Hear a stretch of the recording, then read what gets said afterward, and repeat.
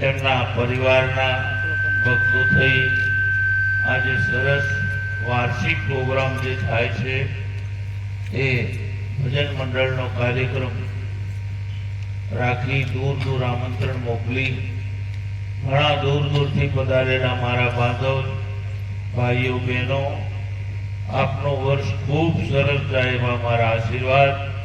Hello ફૂલો, આબાદ રહો, ખુશ રહો, મસ્ત રહો અને સદા હસતા જઈને જીવો એવી મારી શુભકામના. બોલો સતગુરુ દેવ કી જય.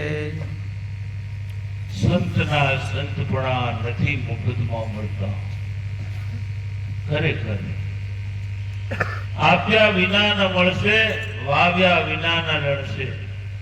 ઇન્સાફ એ કુદરતનો અહીંનો અહીં મળે છે. જેવું જીવશો,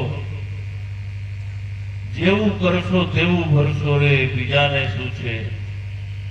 ખરું ખોટું નજરે જોશો, બીજાને શું છે? કળિયુગની અંદર વર્તમાનમાં કર અને જો, તું જેવું કરે એવું તને ફળ મળે. આપણે ઈશ્વર ભક્તિની અંદર બધા જ ભક્તોની લાલસા, મનની આરાધના, એક જ અંદર અરમાન છે કે અમને અમારા ભગવાનના દર્શન થઈ જાય. પરંતુ દર્શન માટે આપણે એવું જીવીએ નહીં તો આપણને દર્શન ક્યાંથી થાય? બધાને શિક્ષક બનવું છે, પણ શિક્ષકની પરીક્ષાઓ પાસ કરી ના હોય તો નોકરી મળે નહીં. બધાને સરકારી નોકરી જોઈએ છે, પણ એકડો આવડતું ન હોય ને મોટી મોટી આશા રાખે એ ખોટું. તો સૌથી પહેલા આપણે આપણી ભક્તિની અંદર કેવું જીવીએ છીએ, શું કામ જીવીએ છીએ?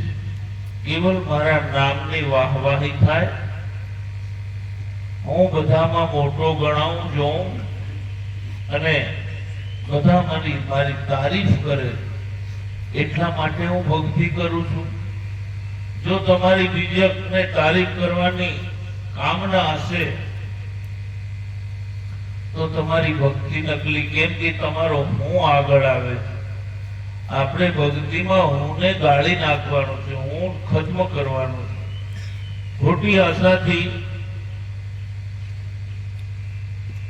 ભક્તિ નહીં કરવી. આગળના સંતોને યાદ કરી પુરુષોત્તમ દાસે સરસ સુંદર ભજનની રચના કરી કે દેખો, કોઈએ માથા વેરાણા, કોઈ તેલમાં તળાણા, કોઈ કાશીએ જઈને કરવત મુકાવી, કોઈએ પોતાના છોકરાને ખાંડી નાખ્યો, કોઈએ પોતાની બૈરી બાવાઓને અર્પણ કરી દીધી સાધુઓને. આપણે ઈશ્વર માટે શું જીવ્યા છે એના ઉપર ખૂબ આધાર રાખે છે. મારો વારે વારે તમને પ્રહાર છે કે હંમેશા પોતાના તરફ દેખી અને જીવો અને એમાં પૂછો પોતાને કે મેં ભગવાન માટે, મારા ગુરુ માટે મેં શું જીવ્યો છું, મેં શું કર્યું છે? ખાલી ગુરુના આશીર્વાદ લેવા માટે અમે ગયા, પણ ત્યાં ગુરુએ આશીર્વાદ આપ્યા, કોઈને ફળે ને કોઈને ન ફળે. તો મનની અંદર એમ થાય કે આ એકને ફળ્યા બીજાને કેમ ન ફળ્યા? પણ ભલા તારા અંદર ભાવના કેવી હતી? ગુરુની સેવા કરી, ગુરુની આજ્ઞા લીધી, ગુરુના આશીર્વાદ પ્રાપ્ત કર્યા. આજે મને દેખી અને મારા કઈ ગુરુ ભાઈઓ હાટડી માંડીને બેઠા છે, ગાદીઓ બનાવી, પણ એમ રસ્તામાં નથી મળ્યો કે તમને મળી જાય બાપ. એના માટે તમે જીવ્યા શું કર્યું? કેવલ શરીરને પોષવા માટે, કેવલ શરીરના એમ કેમ રાખવા, સુંદર રાખવા, સ્વસ્થ રાખવા આપણે આખી જિંદગી લગાડી દઈએ છીએ. પણ આ શરીર મળ્યું છે શેના માટે? અમારે જવસિંહભાઈએ ભજન મોકલ્યું હતું, લેતા લેતા ગુરુજીનું નામ લોકો લાજી મરે છે. લેતા લેતા પ્રભુનું નામ લોકો શરમાઈ મરે છે. ભગવાનનું નામ લેતા પણ એને લાજવું આવે છે. એમ તો મંદિર જતા એના ટાટિયા તૂટે ને એમ રખડે છે આખું ગામ. લોકો તકો લાજી મળે છે, આપણને અવસર મળે છે, સમય મળે છે, તેનો આપણો દુરુપયોગ કરીએ છીએ. અને આમ વિચાર કરીને બુદ્ધિથી કોઈકને જવાબ આપીએ છીએ શું ભજનમાં આવીએ ભાઈ મારે તો કાન દબાઈ જાય.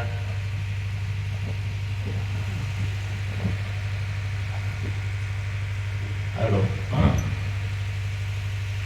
મારા સંસારના કેટલાય કામો છે, કામો કરતા મને ફુરસત નથી મળતી.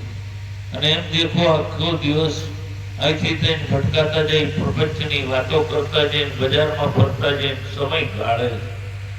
પણ આટલો સમય તારા ભગવાનના સુવર્ણમાં કાઢ્યો હોય, આટલો સમય ભગવાનની યાદમાં કાઢ્યો હોય, ભગવાનના ભજનમાં કાઢ્યો હોય, તો તને કોણ નાખે છે? પણ મન તમને ભજન કરવા દેતું નથી. મન તમને આડે રસ્તે લઈ જઈ અને અવળા રસ્તે તમને સંસારથી બહાર મુક્ત થવા દેતું નથી. માટે જ્યારે જ્યારે આપણે ભક્તિનો વિચાર આવે ત્યારે પૂછો પોતાને કે ખરેખર મેં મારા ભગવાન માટે, મારી ભક્તિ અને મારા ગુરુદેવ માટે હું શું જીવ્યો, કેટલું જીવ્યો? મારા શરીરના સ્વાર્થ માટે તો હું ઘણું જીવું છું. સંતો કહે છે કે કરેલા કર્મના બદલા દેવા પડે તે સૌને નડે છે. ભગવાન જેવા અવતારી પુરુષોને પણ કર્મ કરેલા નડે છે. અને મારા જીવનમાં જે કંઈ દુઃખ દેખાય છે એનું કારણ કેવલ હું પોતે છું. મારા કરેલા કર્મથી જ મારા જીવનમાં કાંક ને કાંક દુઃખ આવે છે. આની સમજણ તમારે પાકી અંદર ઉતારવી પડશે. નહીં તો બહારના વિચારો કરી કરીને તમે પોતા એકલા બેઠા બેઠા તમને પોતાને ધૃણા પેદા થશે, અકળામણ પેદા થશે. આ શું છે જગતમાં?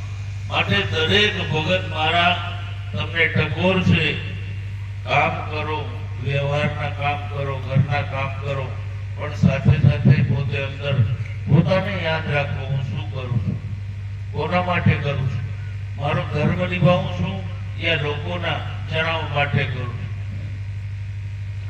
સદગુરુ એક એકને પોતાના ધર્મમાં જગાડે છે. સદગુરુ એ છે વ્યક્તિગત ધર્મ, બાપનો અલગ, બેટાનો અલગ, માનો અલગ, વહુનો અલગ, છોકરાનો અલગ. તમારા બધાના એક ધર્મ ને એક લાગણીથી બધાની ચાલે. કારણ કે જેવી જેવી પરિસ્થિતિમાં તમારી સામે તમારે શરીરને લઈ જવું પડે એના અનુકૂળ ઢળી અને તમારે જીવવાનું શીખવાનું છે. એક ભક્તિ માર્ગની અંદર પરમાત્મા જેમ રમાડે એમ રમવું. અને હર પરિસ્થિતિની અંદર ભગવાનની દયાનો, પરમાત્માની અનુકંપાનો અનુભવ કરો કે આમાં જરૂર મારા પરમાત્માની કંઈક ને કંઈક સંકેત છે. દુઃખના સમયે પણ એને યાદ કરીને એના અંદર એનો સંકેત જાણો કે આમાં મને મારા ભગવાન સૂળીના ઘાને મારે સુઈથી પણ મારી અને સૂળીનો ઘા બચાવી લે છે. માટે મારું કંઈક કર્મ છે.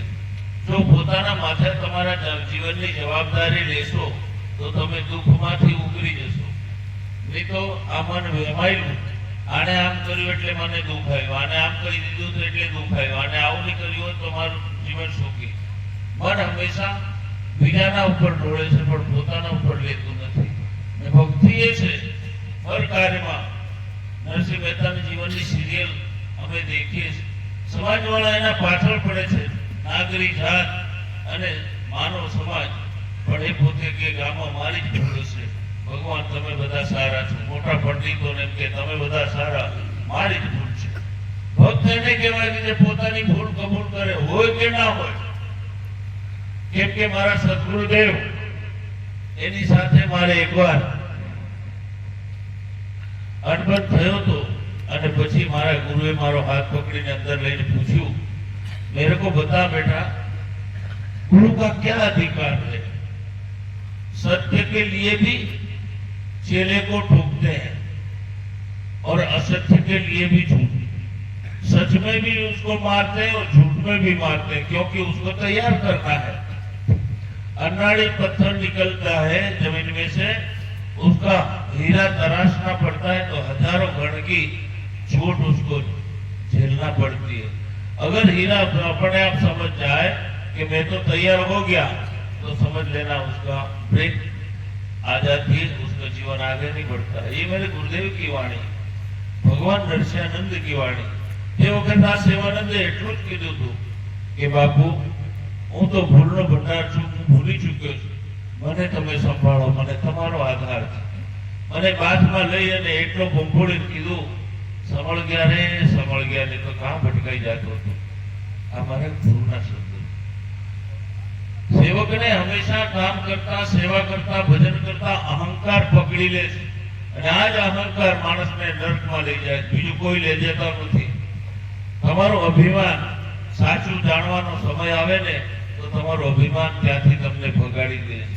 પરંતુ એ વખતે પોતાને ધ્યાન રાખે કે હું કામ અહીંયા આવ્યો, મારી કઈ સાધના કરવા હું અહીંયા આવ્યો છું, તો પછી તમે બેસશો કે નહીં, મારે તો સતના માર્ગે ભક્તિ કરવી છે, તો ભક્તિમાં તો વેઠવું પડે। આને આગળના અનેક સંતો જીવન જીવી અને આપણને બતાવી ગયા છે।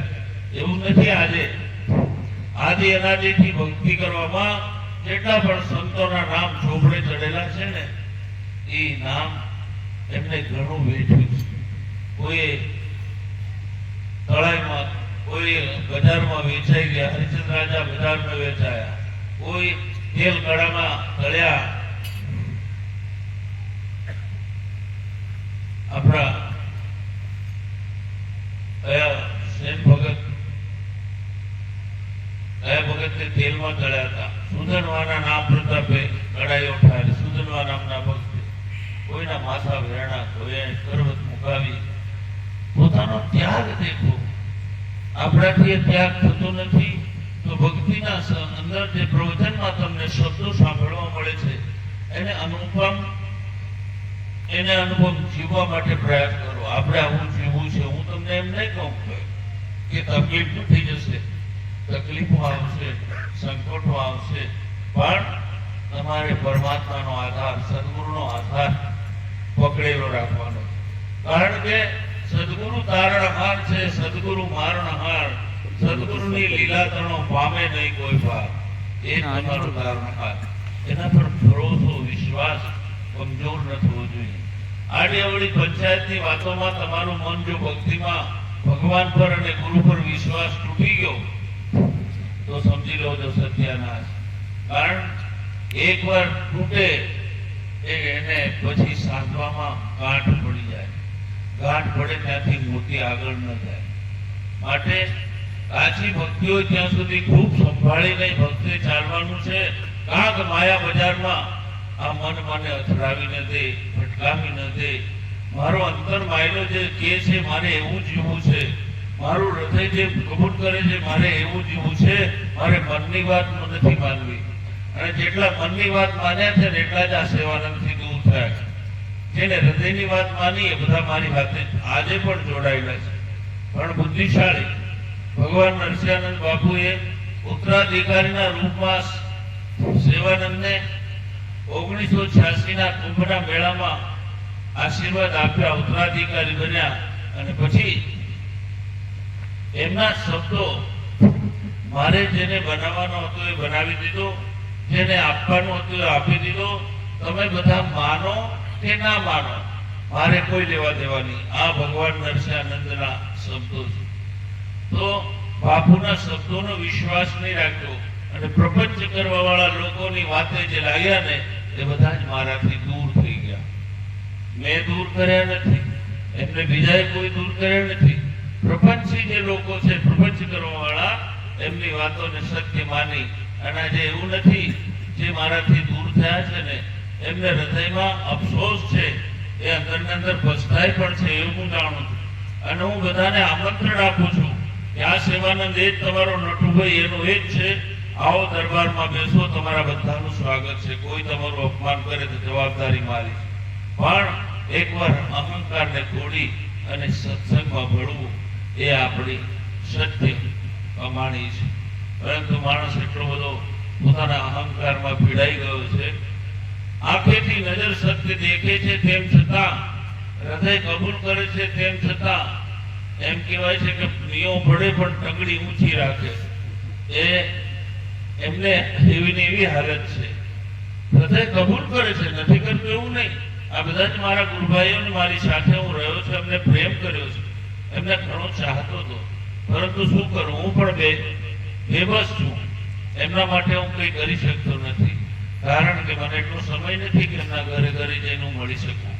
હવે મારું શરીર જીર્ણ શીર્ણ થયું છે, શરીરમાં અનેક રોગો છે અને દવાઓ ખૂબ ચાલે છે, પણ તેમ છતાં આ પ્રોગ્રામ મારાથી થાય એવી હાલત પણ નથી. પણ હવે ન કરે તો ચાલે એવું નથી. હમણાં આપણી દીદી 5 દિવસથી આજે દાહોદ દવાખાનામાં ભરતી છે અને એમાં કોઈ ફરક પડતો નથી. તો કદાચ કાલે અહીંયાથી ગયા પછી એમને અમદાવાદ શિફ્ટ કરવા પડશે. અમદાવાદ મોટા દવાખાને જઈ અને એમને દવા દારૂ કરવી પડશે.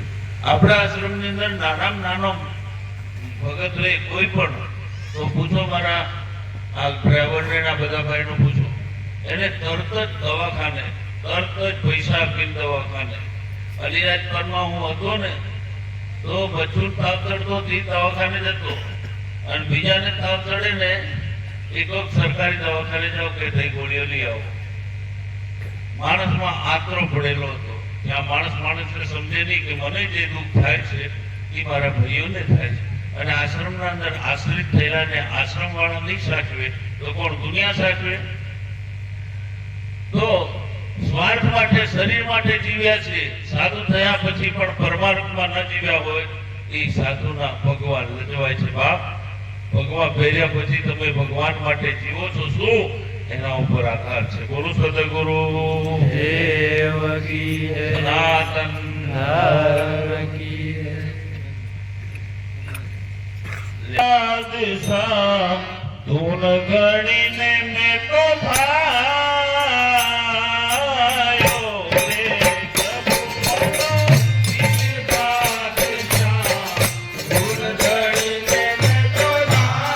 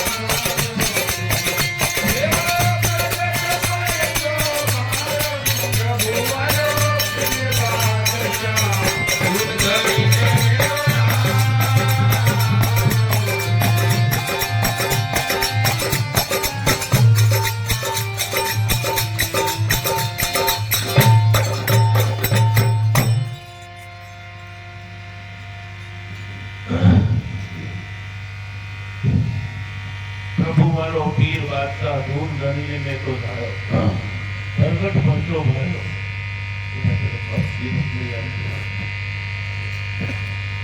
પંખો મૂકો.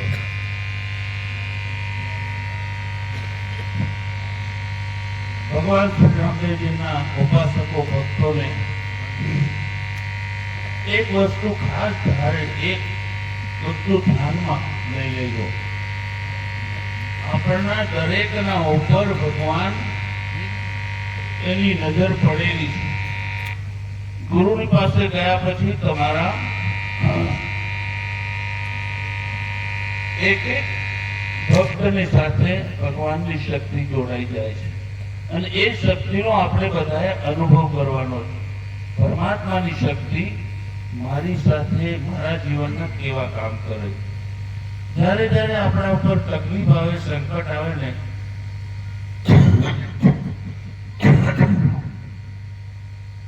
વિહવળ બનીને અંતર એકાગ્ર થઈ પરમાત્માને આંખ બંધ કરી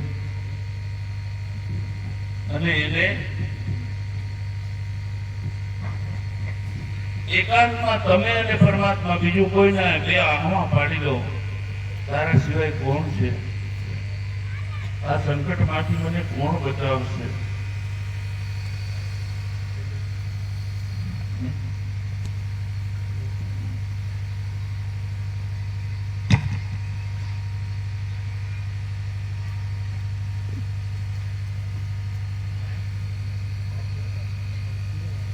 કરી લો. ત્યાં સુધી તમે બધા જ પથરામાં વિશ્વાસ કરો. પથરા કીધા છે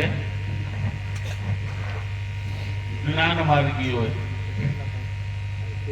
જ્ઞાન માર્ગી વાળા ભગવાનના મૂર્તિને પથ્થર કીધો. આપના સૂજે જેને પોતાના અંદરની મહાશક્તિનું જ્ઞાન નથી એ બધા જ પથરાને પૂજે. આપના સૂજે પથરાને પૂજે, આપ છતાં અંધારો. આપો છે તેમ છતાં એને અંધારું છે. કારણ કે જ્યાં સુધી અંતર્મુખી બની અને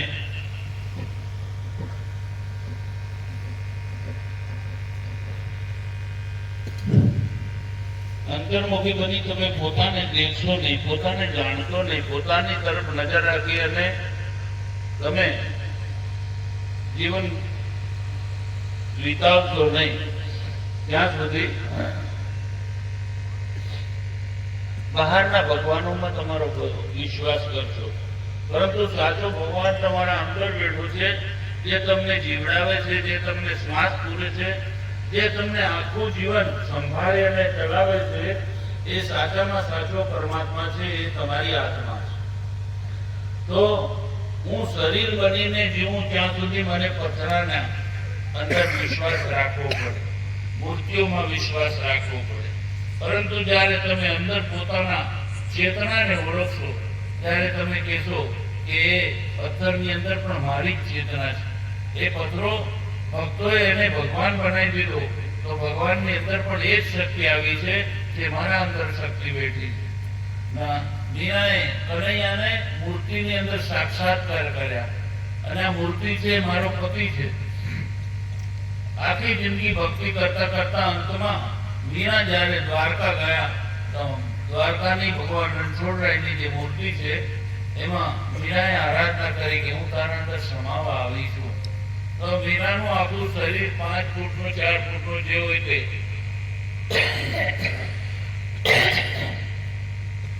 નાનું થતું થતું થતું ભગવાનની મૂર્તિ છે, આટલી મોટી મૂર્તિ, એના મૂર્તિની અંદર આખી મીરા સમાઈ ગઈ. અને એ જ મૂર્તિ અહીંયા ડાકોરમાં છે. સવારના ભગવાનને નવડાવે દોડાવે ને ત્યારે જો તમે વહેલા 5 વાગે દર્શન કરવા જાઓ, મંગળા દર્શન, તો તમને એ રણછોડરાયના દર્શન થશે જેની તૂટી મૂર્તિ. એ મૂર્તિની અંદર મીરા સમાઈ ગયા, પણ મીરાને પૂરા ભાવની અંદર જીવતા હતા. જ્યારે જ્ઞાની લોકો કહે કે પથરાને પૂજવાથી શું મળે, પણ જ્યાં સુધી એની ભક્તિની ભાવના અંદર કે અણુ ને કણ કણમાં મારો રામ વસેલો છે, તો મૂર્તિમાં કેમ ના હોય? મારામાં મારામાંથી એમ ના હોય. અને જે મારામાં છે એ ચારો તરફ ચરાચર જગતની અંદર છે. હું બધાની સાથે પ્રેમથી રહું. ભક્ત હંમેશા યાદ રાખજો, આ દુનિયાની અંદર ભક્તનો કોઈ ઝઘડો રહેતો જ નથી. ઝઘડો રહે છે અહંકારનો. ભગત સાચો હોય એનો કોઈ ઝઘડો રહેતો નથી. એ ઝઘડાવાળા દુશ્મનની અંદર પણ ભગવાન દેખે અને એને પણ કહે છે, ભાઈ તું જેમ કે એ તારું કીધેલું સાચું, મારું કીધેલું નહીં. ભક્ત ભગવાનને એટલા બધા અંદર ઓતપ્રોતથી માને છે કે જરાય એના પર શંકા હોતી નથી. માટે આપણા અંદર ભક્તિ તો કરીએ છીએ, પણ અંદર કેટલું કલુષિત ભરેલું છે. ભક્તોની અંદર પણ એકબીજાની અંદર વેરઝેર થાય છે. શેના વેરઝેર થાય છે? મતાના. એકના મત જુદા છે, બીજાનો મત જુદા છે. અને મત લેવા માટે રાજનીતિ જોઈએ કે મારા મત વધી જાય. ભક્તિમાં મત વધારવાના નથી, ભક્તિમાં ભાઈચારો વધારવાનો છે. હું અને તું બે એક પરમાત્માના બનાવટની. એમાં તું તારા સ્વભાવના હિસાબે જીવે, હું મારા સ્વભાવના હિસાબે જીવું. દરેકને જીવવાની સ્વતંત્રતા આપો. માનવ માત્રને જીવને માત, જેટલા જીવ છે એટલા બધા જ પોતે પોતાનું જીવન સ્વતંત્રતાથી જીવવા માટે માંગે છે. પણ એની સાથે જે રહે છે એને સ્વતંત્રતા નથી આપતો. પુરુષ કહે છે હું સ્વતંત્ર રહું, સ્ત્રી કહે છે હું સ્વતંત્ર રહું, તો એમના બાળકો કહે છે અમે પણ સ્વતંત્ર. ઝઘડો સ્વતંત્રતાનો નથી, ઝઘડો અહંકારનો છે. હું કહું એ તારે કરવું પડે. ત્યારે ભક્ત કહે છે કે મારો ભગવાન તારામાં વસેલો, તું જે કહે છે એ કદાચ સાચું હોય, કદાચ સાચું હોય. ભક્ત હંમેશા કોઈને આર્ગ્યુમેન્ટ કરી એનો વિરોધ કરતો નથી. જ્યારે મન અને અભિમાન વિરોધ કર્યા વગર રહેતું નથી. આવા મન અને અભિમાનને ઓગાળી અને પરમાત્માના શરણમાં જાઓ તો તમે પરમાત્માના દર્શન. કયા દર્શન? તમારા શૂન્ય મંડળમાં દર્શન થાય. તમે ભગવાનનું નામ લેતા, એની યાદ આવતા તમે વિચારથી મુક્ત થઈ જાઓ. કોઈ વિચાર નહીં, અચરજતા આવે. એ પરમાત્માનો અનુભવ છે.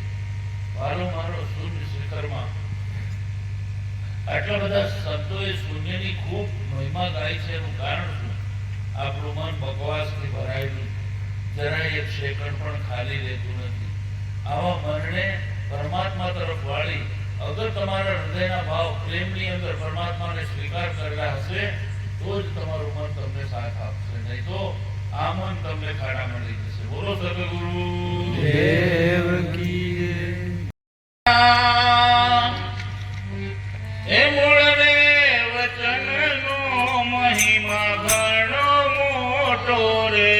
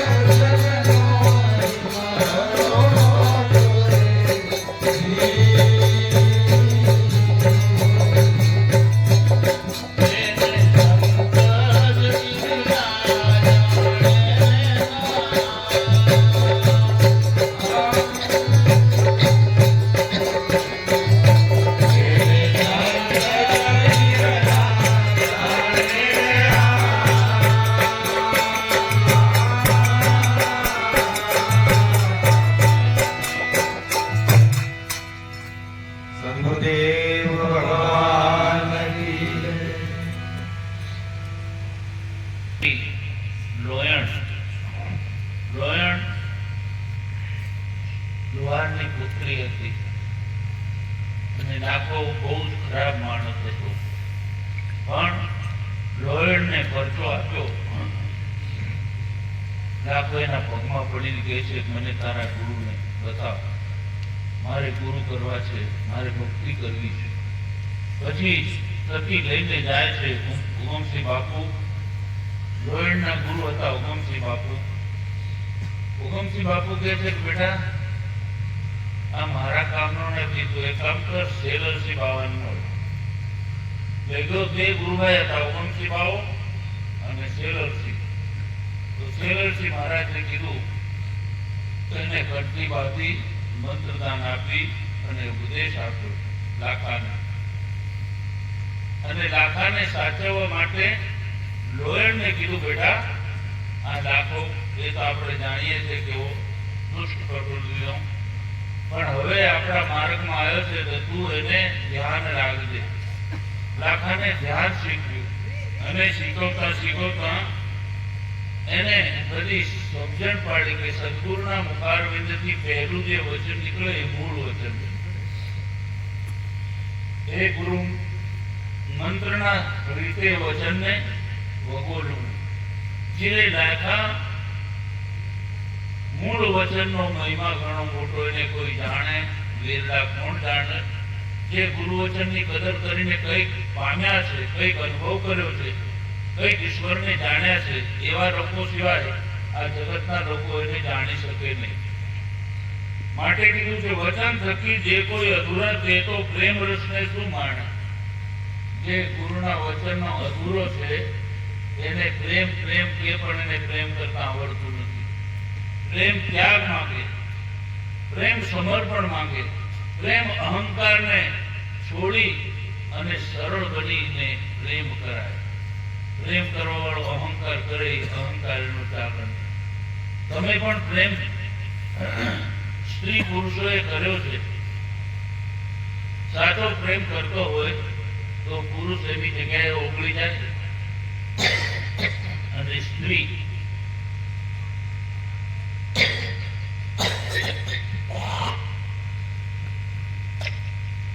પોતાના પતિને આધીન જીવે. પુરુષ કહે છે તારા કીધેલું હું કરીશ, તો બેન કહે છે હું તારું કીધેલું કરીશ. એને કહેવાય અહંકાર ગાળ્યો. ને હું કહું એમ તું કર, એનો મતલબ છે અહંકાર. અહંકારથી પ્રેમ થતો નથી. એ વચન થકી બ્રહ્માએ સૃષ્ટિ રચાવી.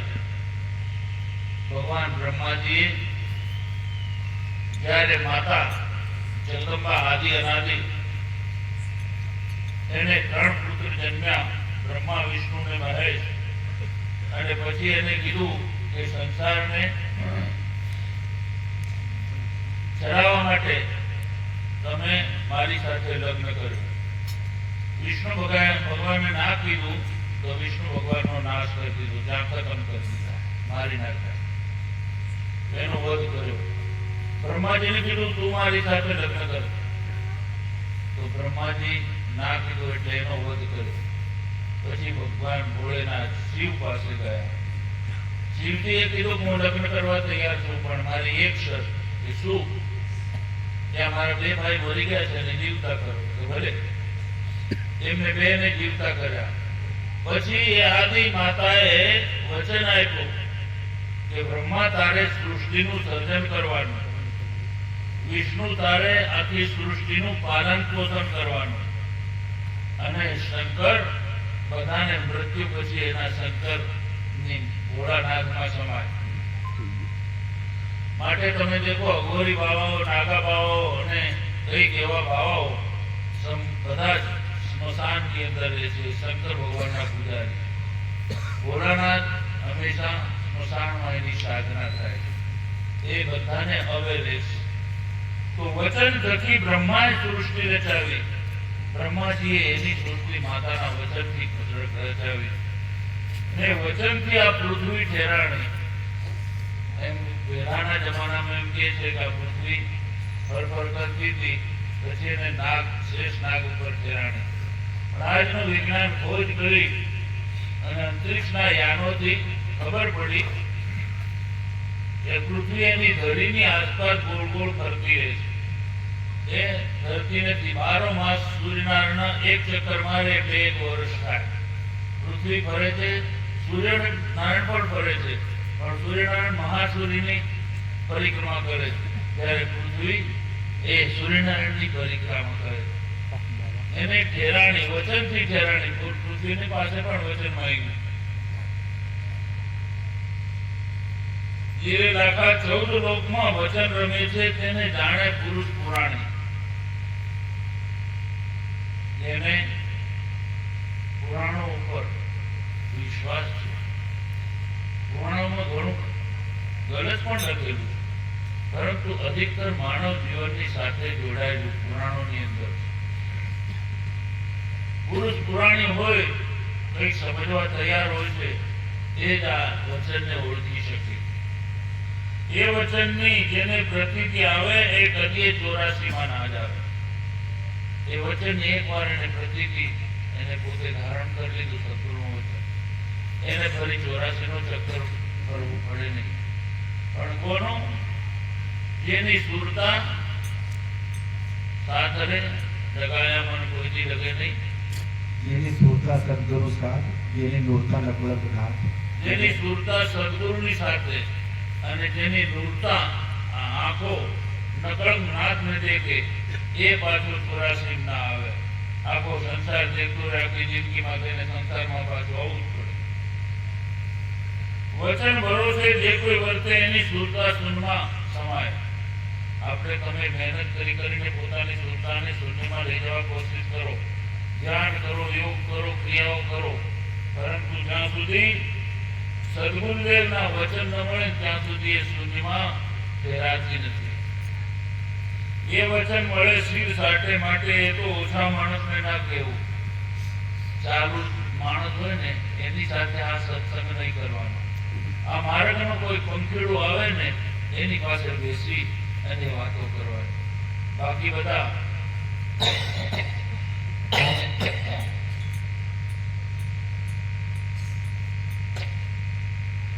કંઠી તો ફેર લે, પણ આ બધા ભગતની હોય.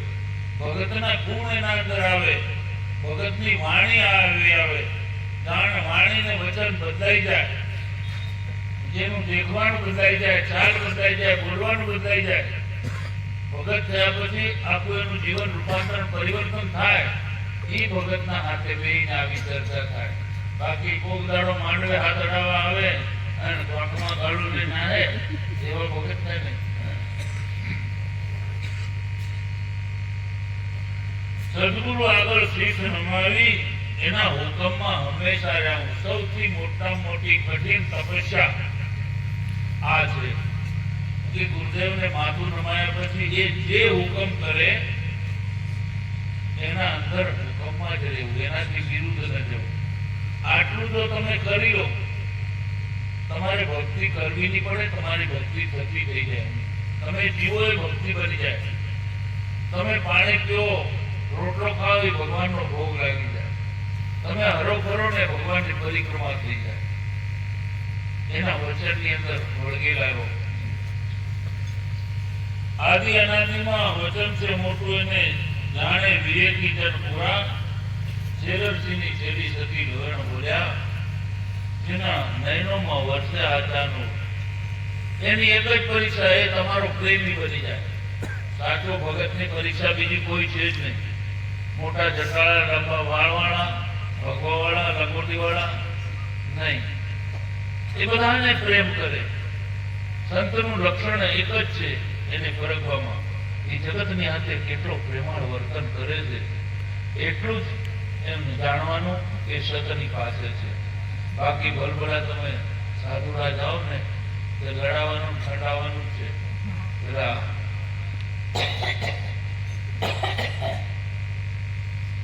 મારે ઓળશો પાયો કાલે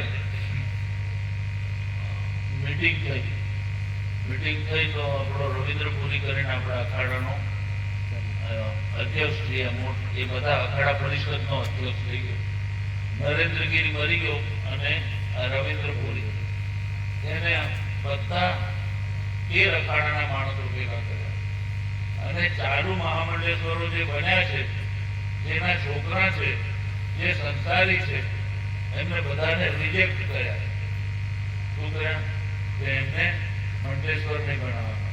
જે સંન્યાસી છે, જે એકલો છે, એને સંન્યાસી બનાવવાના. અને બધું લાંબુ ચોડું ભાષણ આપ્યું. મારો કહેવાનો અર્થ, બધાને મહામંડલેશ્વર બનાવવાનો ઘણો શોખ છે, પણ આ મહામંડલેશ્વર બનવા માટે તે કેટલું ભેગું કર્યું, કેટલા ભક્તોને પ્રેમ કર્યા, કેટલા તારા વશમાં રહ્યા, એમ જ મહામંડલેશ્વર બની જવાનું. શિવશિવ જેના નયનોમાં વરસે સાચા નૂર, જેના આંખમાં પ્રેમ વરસતો હોય, એને કહેવાય ભગત.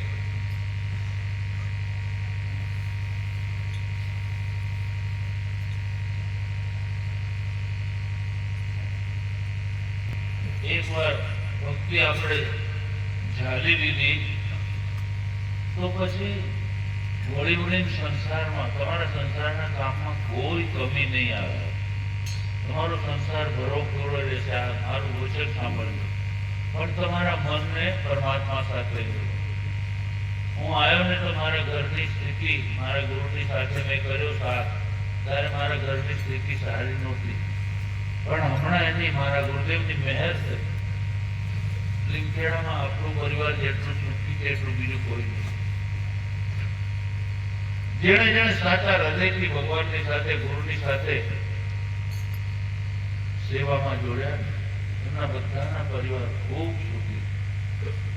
પણ વિશ્વાસ હોવો જોઈએ. પછી પેલી એક સતી ભગવાન પર ઘણો તો વિશ્વાસ નહીં હોય. એક ભાઈ હાળ ખાંડતી હતી, એનો અચાનક એનો ઘરવાળો આવી ગયો. આવતાની હાથે પાણી એમ પીધું. એ સતી હતા. તો હાળ ખાંડતે ખાંડતે હામેલું ઉપર ને ઉપર રહી ગયું અને દોડી અને ગઈ પોતાના પતિને પાણી પીવડાવી. તો પડોશ વાળી બેન આવી ધારતી હતી, એને દેખતી હતી કે હામેલું ઘરનું તર કેવી લીધું. એને જઈને પૂછે, બેન હું કર્યું? આ મંત્ર તંત્ર કરે? કોઈ મંત્ર નહીં. હું મારા પતિને પરમેશ્વર માનું છું. મારા પતિની આજ્ઞામાં હું રહું છું અને મારા પતિ જે કહે એ હું કરું છું અને પૂરો પ્રેમ કરું, પૂરો વિશ્વાસ છે. મારા ઘરવાળા એટલે ઘરવાળા. તો એને શું કરવું પડે? કે કઈ નહીં, જે પતિ કે હું કરવાનું. તો અમે ઉપર રહી જાય કે હો રહી જાય. હવે ભાઈ હતી લડા કરે, ઘેર જઈને પોતાના ધણી ગઈ, આજ તારે 12 જવાનું કરવાનું સારું, અને 12 જઈને 11-12 વાગે આવવાનું. હું તેમાં હાળ ખાંડતી હોય, તારે આવતાની હાથે તારે ના પાણી લાવ.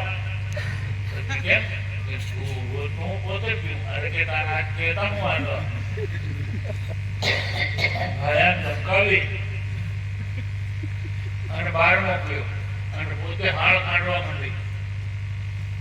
હાળ ખાંડવા માંડી તો પેલો ભાઈઓ આવે, દબતો છે ને રોજી ઉઠે ભાઈ, દબતો આવે પાણી બોલ્યો, વધારે બોલે મારે હારે તો પેલી પાણી એવું સાંભળ્યું ને તો આમેલું ઉપર હતું ને છોડ દીધું. જેવું ખોલ્યું ને પાછું ભાગી ગયું. પેલી કે તું દૂધી છે કે તું કઈક મંત્ર તંત્ર જાણે છે, ડાકેણ છે, આમેલું છોડ્યા વગર રે કે?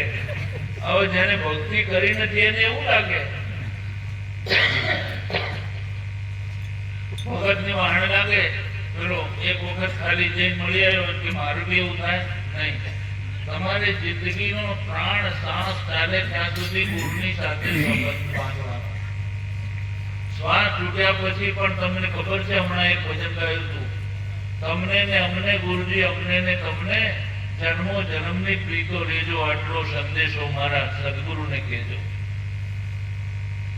જન્મ જન્મનો આપણો આ સંબંધ છે, પ્રેમનો સંબંધ છે.